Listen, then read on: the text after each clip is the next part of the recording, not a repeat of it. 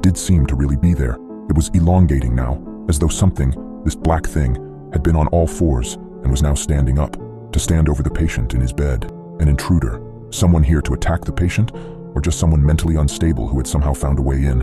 Perhaps they had tailgated and slipped in behind a member of staff as they had entered through the security-protected doors. "Hey!" I shouted, banging on the window. "Hey, who's there? You're not supposed to be in there." The figure stood, unmoved. I went back to the door, through the corridor, and into the sleep room. I turned on the light. No one was there. There couldn't have been time to escape. If they'd exited the sleep room, they would have run into me in the corridor. How odd. Most likely a trick of the darkness. Just to be certain, though, I checked underneath the bed, and in the ensuite bathroom, and in the cabinet for good measure. Everything was in order. I looked at the patient in bed. I was now standing over the bed in the same way I'd imagined the shadow had done. The patient's breathing had returned to his normal pace. I went back to the monitoring room, and I looked at the screen displaying the camera view. I rewound the recording back a few minutes. There was nothing on there. No shadow. Everything was just like usual. Empty room, with the patient in the bed with nothing moving. Either my imagination was just playing with me, or I was experiencing some extreme hallucinations. In the back of my mind, I started panicking, but tried not to think about it, putting it down to just the darkness playing tricks on me. At this point, I could have never known how much worse things were about to get. I sat down at my laptop again, not really able to concentrate anymore on the article I had been reading. I decided I needed some light relief. I went to YouTube and started watching some videos with the speakers turned off, and I was finally able to relax and was engrossed. I don't know how long passed in this way, an hour or so, I think. My eyes went back to the recording screen to make sure all was well. There was no EEG signal. It was flatlining, no heart signal, no breathing signal. My heart jumped into my throat. The patient was dead, and I'd missed it. I should have done something. What had happened? Oh God, what a fool I was, getting wrapped up in videos. I looked at the camera feed and the patient was gone. The bed was empty. In the midst of the rush of adrenaline and fear, I ran into the sleep room and turned on the light. The bed was tousled, as though the participant had just walked off. But that was impossible. The door had been closed, and the outer door had a security lock. Only those with a swipe card could get out. I looked in the adjoining restroom. Nothing. Feeling stupid, I looked in the clothes cabinet. Nothing. I got on hands and knees, the carpet feeling rough under my palms, and looked under the bed. The patient was lying under the bed. "Hello?" I said. No response. His eyes were closed. How could he have possibly ended up moving? Without thinking about it, I shuffled sideways, halfway under the bed, and used one hand to slowly drag the man out. He was still unconscious. The wires were still attached to his head, but had been unplugged at the other end, from the recording machine. So they trailed, long, unattached wires like dreadlocks from his head. Heaving and panting, I somehow managed to get his dead weight back into bed. I then set about plugging everything back into where it should be, and then covered him with the blanket again. I went back into the monitoring room. The signal was back and recording. The signal indicated that he was indeed still comatose.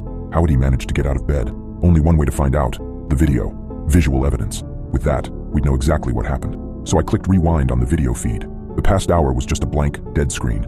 I felt winded. I sat down in my chair heavily. There must be some rational explanation for this. I went to the door that opened into the corridor, and I closed it. It locks automatically, so only I can open it to get out with my card, just to be safe. I also thought it might be a good idea to check in with security services to help just so there's someone else around. I picked up the office phone, and there was no dial tone. Never mind. I took my mobile from my pocket. No signal. Odd. I tried changing position, etc., but it was no use. I went onto my email to message a colleague to see if I could ask them to ring security for me. This email could not be sent. Please check your connection and try again. The internet connection was definitely still there. I loaded a YouTube video. It was playing fine. I got to my feet to check the EEG screen again. Brainwave activity was as before, comatose. But his chin muscle signal was active. It meant that his mouth was moving. The infrared camera image was too grainy to tell, so I glanced at the window into his room. Indeed, his mouth was wide open, his chest muscles straining. He was screaming, unrelentingly. But his brain signals, he was still in a coma. Before I could mentally process this, the patient sat upright in bed. Here's the thing. There was no activity in his brain areas that should control his movement or muscles to move. These regions of the brain were inactive. By the look of the signal, his brain wasn't actually controlling his movements. So what the hell was controlling them? Maybe there was something wrong with the signal. Maybe there was an error with the recording equipment. I ran into the door, which I'd closed just a few minutes ago. It wouldn't open. I tried swiping my card. It wouldn't open. No beep. Nothing. Neither was I able to turn on the light. Somehow nothing was working. There was a pane of frosted glass at the side of the door. I knew I had to get in there to the patient, so I planned to smash it and squeeze through. I lifted the chair above my head and steadied myself, planting my feet firmly, and got ready to swing.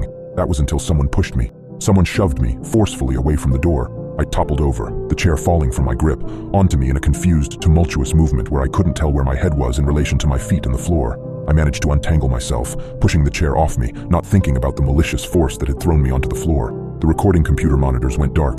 The EEG signals and the camera feed screens, both, just pop, and they were gone. I was plunged into greater darkness. I ran to the window to look in at the patient. He was sitting upright in bed, still screaming. He had been screaming relentlessly throughout all this. I stared at him and banged on the window, trying to get him to wake up. This wasn't a normal coma. Perhaps I could wake him up if I tried. I don't know what the hell this was.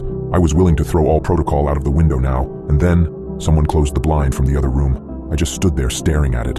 I didn't see a hand pull the blind down, but just the jerking movement of the dark blind being pulled to the bottom of the window pane. Someone else might have shouted out, asked who was there. I don't know why, but I just didn't. Maybe because I knew it would be no use. I never thought I would type this, but I knew then that this wasn't a human I was dealing with. I just felt suddenly drained. I thought back to when his brother said he was hallucinating before he fell asleep and never woke up. I think I might be next.